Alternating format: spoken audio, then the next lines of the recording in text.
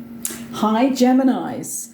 Today I'm going to be doing your reading, which is post blue moon, it's post Lion's Gate, and this is to help integrate all the energies that we are being given to activate our divine paths. We're very much in a time where spirituality is the key, your soul journey is the key. So I'm doing the readings that may unlock for you what needs to be lifted in order for you to go quickly into the next stage of your divine path, so that you're activating your own mission. I'm just going to lay the first card here. This is abundance. So abundance comes in many forms, doesn't it? It's to do with our knowledge, our financial side, our love side.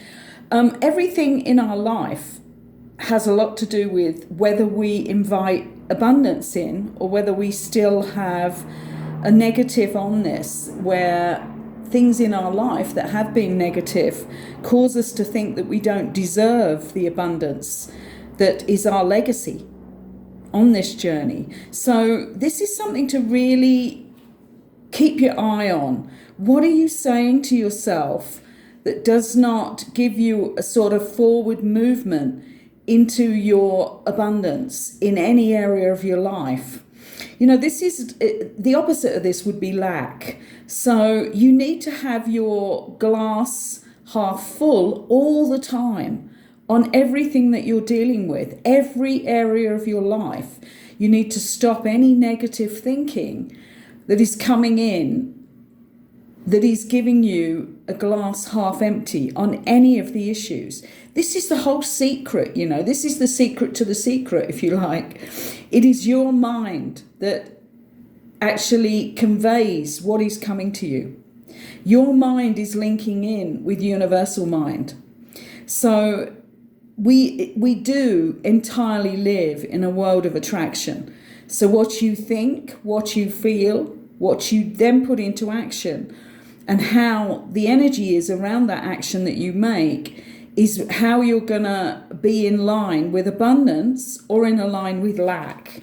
This is probably one of the most important lessons that we have to learn, that we are actually in control. Nobody's doing anything to us. I think there's a real split on the planet right now, with people still saying they're doing this, they're doing that, as if there is this whole collective. Wow.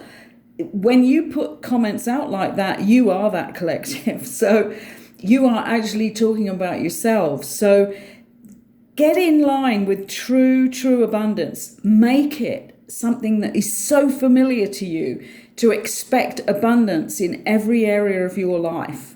Have that as the main thing that you awaken to every morning if you do have problems with this. Like, have a big sign that you make. Make it as arty as you like. You could have great pleasure in making this, which would also empower it. You know, so that abundance is your heritage. Abundance is your life. Abundance is your every thought. Let's see what else they're going to give the Gemini folk here. Okay, so this is relationships. So also in your relationships, abundance in your relationship. When we do the 3-card lay, they are separate in themselves, these cards, but they are also a unity of 3.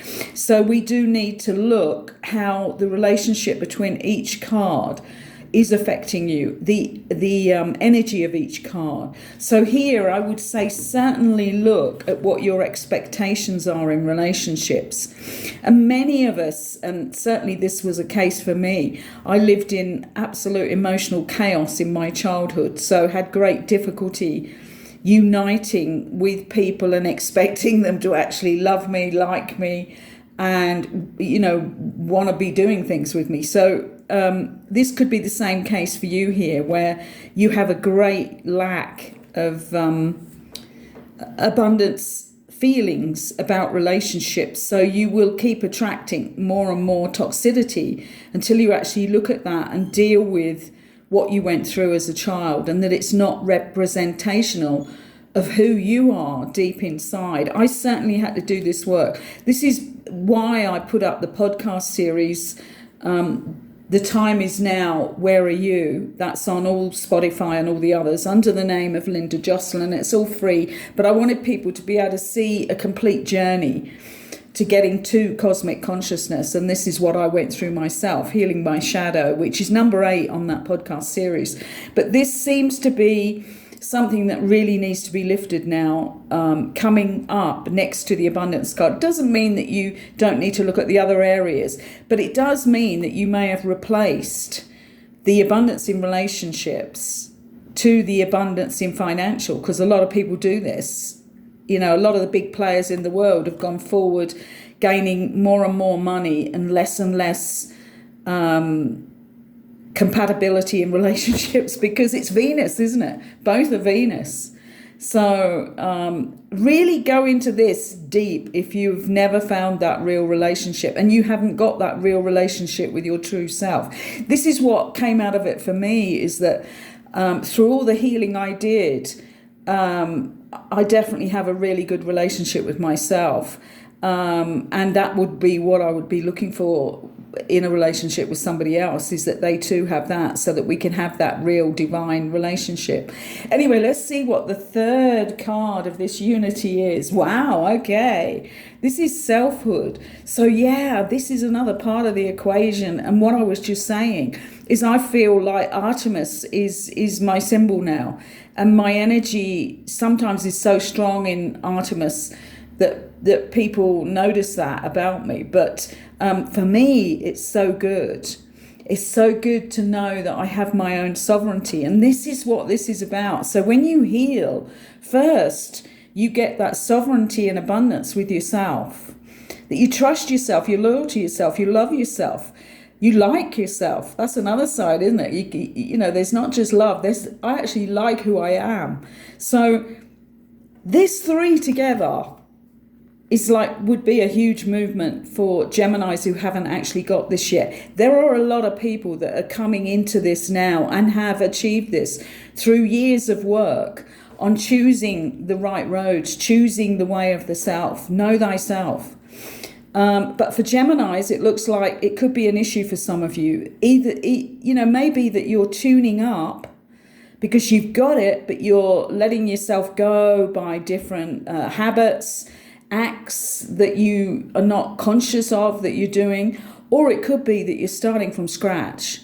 And right now, I mean, for me, it was like decades of work. But right now, I see people shifting. Just shifting. And once they put that conscious effort in, they're able to shift within such a short time. And I see this in all different ways, like people learning to meditate. And it was like when I was going into the meditation thing, we had to pray and really be on that path of the spiritual warrior to even get the meditation techniques from the people that I went towards anyway. We were left waiting and waiting until we surrendered. But now it's not like that, because the energies on our planet are not so heavy.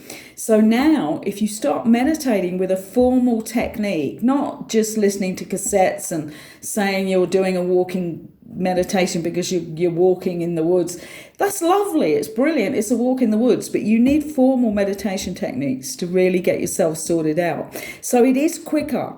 Don't worry if you're at the beginning of your path. What we see now is like almost immediate results for people who have the desire, the real desire to be who they truly are. So I hope that's going to be helpful to our Geminis out there. Thank you for listening.